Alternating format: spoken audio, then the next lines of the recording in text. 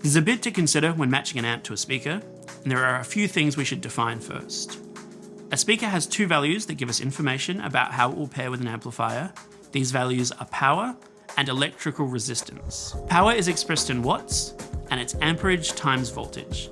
For example, in Australia, we use a 10 amp, 230 volt power supply. This means you have 2,300 watts of power. Resistance gets a little trickier, as in a circuit, resistance changes with frequency, and music is an alternating current. Unless your favorite song is just a single sine wave, you're hearing the result of a voltage that's constantly changing frequency. I hope the electrical engineers watching will forgive me for offering such a reductive explanation of impedance, but for the purpose of matching an amp to a speaker, we can consider impedance as a way to measure the resistance to an alternating current. It's similar to the resistance of a direct current, but it takes into account the resistance and reactance of an alternating current in a circuit. I would also like to add that resistance values don't necessarily add together.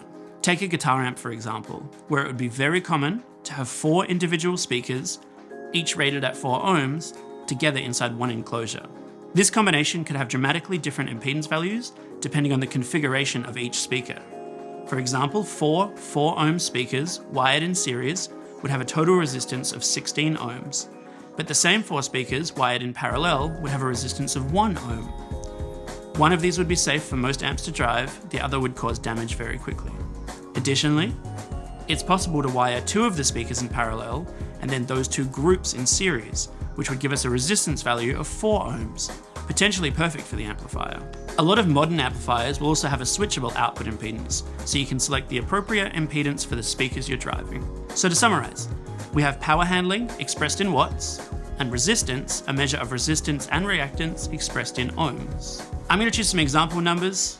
These aren't based on real products. But if you had a speaker or amplifier rated at 500 watts, we would need to know if that's 500 watts peak or 500 watts RMS. Peak is the absolute maximum that the amplifier can handle before distortion. It can't maintain that value consistently. Also be cautious of any value expressed as peak to peak, as this is measuring from the maximum positive voltage to the maximum negative voltage. If you are working with a peak to peak value, halve it to get the peak value. With a peak value, we need to know what the amplifier can deliver consistently. For this, we use RMS. I've heard some people describe RMS as recommended power. This isn't quite true, but it's not a terrible way to remember it.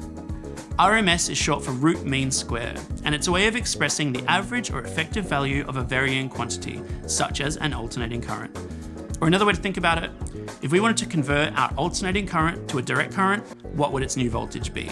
This is RMS. The RMS, or average level, of our example 500 watt amplifier is 353 watts. Another factor determining the power delivered to a speaker is the frequency response of the amplifier. If an amplifier is able to deliver 40 Hz to 22 kHz, consider that at those specified values the output is lower. So an amp rated at 353 watts RMS might only be delivering 150 watts down at 40 Hz. If paired with an appropriate speaker, this isn't a problem, though you should be cautious not to clip the amplifier. Consider too, the power rating is a maximum value before damage occurs, not a requirement. You can connect a 200 watt amp to a 400 watt speaker if you like. Just be aware that distortion of the amplifier is likely to damage the speaker regardless of the speaker's power handling limit. That one's important. Sending clipped square waves from your amplifier causes the speaker to jump between its maximum positive and negative excursion limits, heating up the voice coil, and it won't take long until you heat the voice coil so much that it burns and stops passing signal.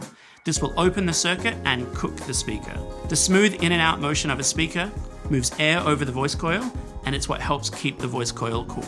So what should we do when matching our amp to our speaker? Well, first, make sure you know if you're dealing in RMS or peak values. Either is fine, and you can use an online calculator to get the other value. It's important to make sure you're matching your amplifier's RMS value with your speaker's RMS value. Next, do your best to match the impedance of your amplifier to your speaker. If your amplifier is rated at 8 ohms, don't connect a load with less than 8 ohms. A 4 ohm load on an 8 ohm amplifier will do damage. A 16 ohm load on an 8 ohm amplifier, it's probably fine, it probably won't do damage, but it's more resistance than what's required and it won't be as efficient. This will impact the sound output. Ideally, you would match the amp to the speaker with the same impedance value. To summarize, a higher impedance is less efficient, but a lower impedance can put additional stress on the amplifier, potentially leading to overheating or damage. Finally, you should avoid clipping or distortion in your amplifier. If you can hear distortion, turn it down and evaluate whether or not you have an appropriate amplifier for the speakers you're using. If you can't hear distortion, but your amplifier has a distortion indicator, I would recommend again turning it down. In my listening room, I use an end-to-end system.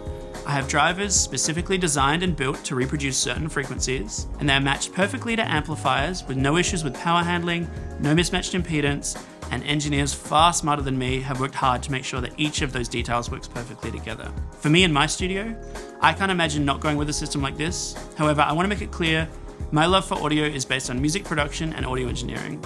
I don't want to spend my time messing around with speakers and amplifiers. I want that taken care of so I can focus on what's important to me. If your passion for audio involves sourcing components, trying different combinations, and building a listening experience that's unique to you and suits your needs, then don't let me talk you out of that. When you do pair an amp with a pair of speakers, if it's the first time you're using them, don't turn them up straight away. Give it time to burn in, start with a little bit of volume, and slowly bring it up over time. Speakers, especially brand new speakers that haven't spent a lot of time moving before, can be easily damaged by sending huge voltages, making them reach their excursion limits quickly. Give them a chance to warm up, let them start moving a little bit, and then bring more signal in afterwards.